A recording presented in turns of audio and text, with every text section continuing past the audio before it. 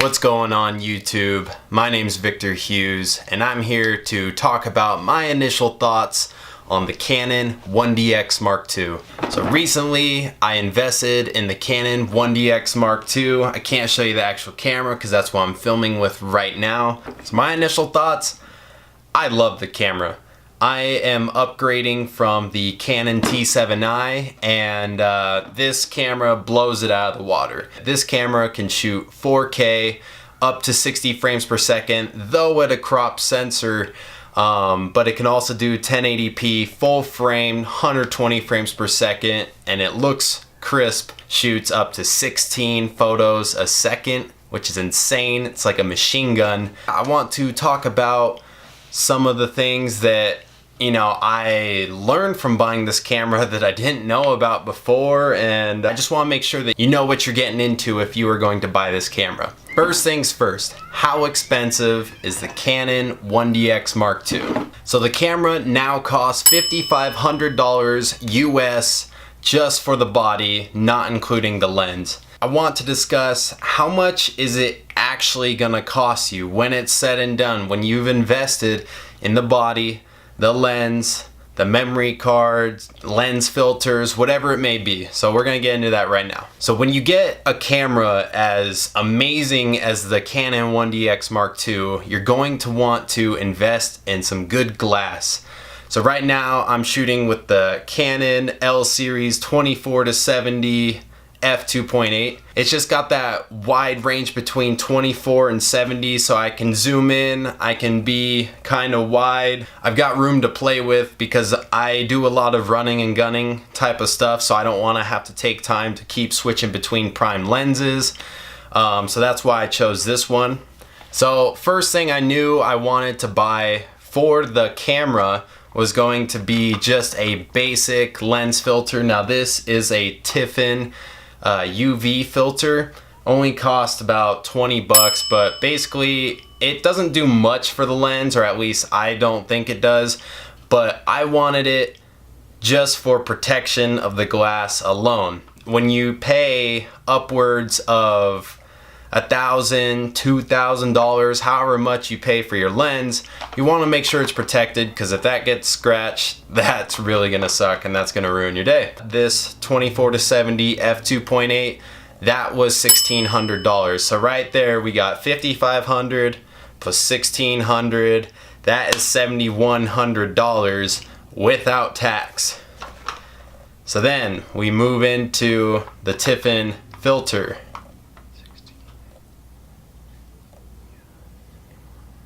So this I highly recommend, because if you're not shooting outside and already have an ND filter on, you're just shooting indoors, or maybe you don't need a ND filter because you're shooting in low light, this is definitely going to help you out. It's just a safety precaution that I would take and have taken. So then next I was like, well, I'm going to be shooting in the daylight. It's inevitable. I feel like everyone's going to be shooting in daylight, so that means you need an ND filter. So I got the Tiffin ND filter, and my lens size is an 82 millimeter, which really sucks because I remember watching a video a while back saying, when you buy an ND filter, make sure you buy a big size, because later down the road when you upgrade lenses, you'll have it just fit and you can use step-up rings while you've got a smaller lens and just screw it on there. So I did that. But I bought a 72 millimeter for my lens that was smaller than that, and I didn't know I was going to be getting an 82 millimeter, so unfortunately I had to rebuy this. So if you don't know what an ND filter is, basically you just screw it on. It acts as sunglasses for your camera. So this is a variable density ND filter, so basically I would just put this up and then I could screw it and it gets darker, and then it will get lighter as I continue to rotate it. So that just screws right on there. Definitely need this if you want to shoot outside, because you won't be able to hit the low aperture or do any long exposures otherwise, because it will just let in way too much light. And this Tiffin ND filter will run you around $130, $140.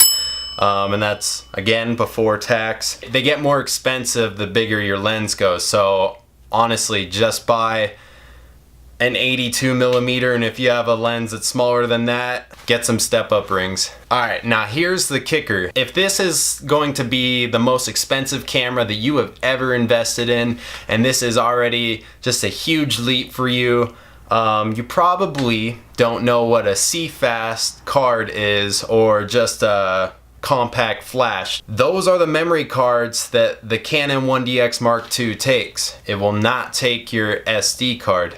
I made this mistake and I didn't realize it, and it's funny because I've seen videos where they talk about that, but for some reason it just went in one ear and out the other.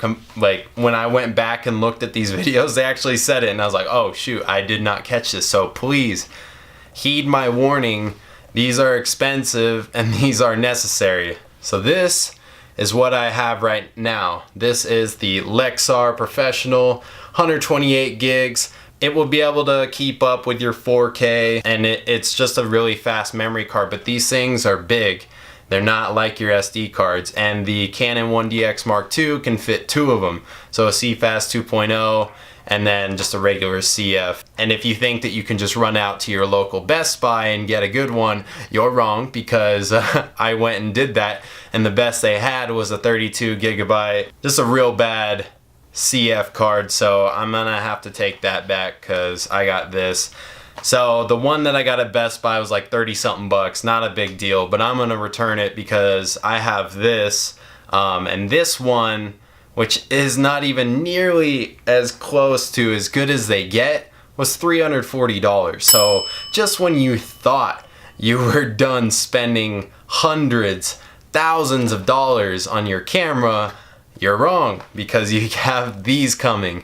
That puts us at a grand total of $7,590 before tax. I looked at getting this this whole setup from Canon. I was originally gonna try and get a refurbished one, but they did not have it in stock, so I was like, all right, whatever, I'm not gonna go with Canon. You know, so I looked at Amazon, and the tax on something like this is like $700 something. And so I was just looking around at some reputable websites, and so I went to Adorama. I'm not sure what it's called, but for some reason they don't charge you tax. So I didn't have to pay tax on the camera or the lens. That was awesome. That definitely made it a lot easier. I mean, if I can save $700, I'm there. I mean, $700, I could get a DJI Ronin S. For tax, are you kidding me? That's just ridiculous. I almost forgot this. When you get the Cfast card, I'm assuming that your computer, like mine, does not just accept a Cfast card when, you know, there's no port for it. So you're gonna have to get a Cfast adapter that plugs into your computer to read it. Now this will probably be the cheapest thing that you buy, because I think I bought an Insignia one, and I think it was like $15-20. So okay, now you're at like $7,600. My bad. Now you can kind of take a breather and just calm down. You know, if you have a spouse who hates you right now for spending all that money, you're like, babe, this is the last purchase for a while, please trust me. I know, I was there. I have a very supportive wife, but I even felt bad, and I love getting new gear. Love it. Sorry, babe. One of the things that I love about this camera is its autofocus. It is amazing. My old camera, my Canon T7i with a Tamron 17-50 f2.8, was not nearly this good. The autofocus was loud, so if I was going to be doing an interview, I'd have to lock off the focus, and if the person moved back or forward, they would drift in and out of focus. But if I left it on, you could hear it like, or it would really try to find that focus and just keep going back and forth, back and forth. It was horrible. So this camera has been a dream so far. The autofocus, the lens, it all works together perfect. I love it. I rarely do have any issues with the autofocus, so like when I come forward, should be focusing in on me. When I go backwards, Still keeping the focus on me. Somehow this beast knows what to do. This thing is awesome.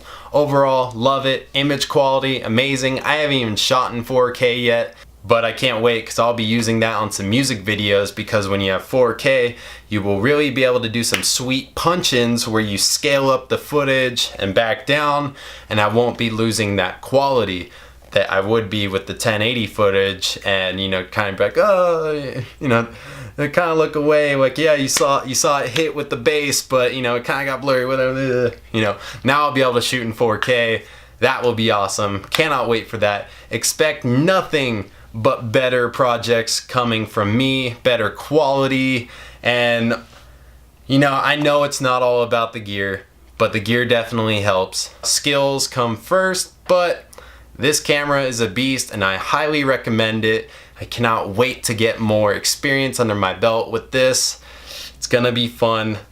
Only big things coming for me in the future. If you're contemplating this and you're on the fence, know that the only big issue with me was the flip out screen, because there is none, does not flip out, so that's a little inconvenient, and it's hard if you vlog too, like me, but it's not a deal breaker. It's not too hard to work around. If you really want, you could get a bigger monitor to put on it, but right now it's not a huge issue for me. I tried very hard to talk myself out of getting this camera, and I could not find any huge deal breakers.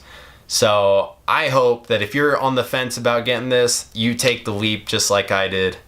Anyways, I'm Victor Hughes. I hope you learned something, and have a good day.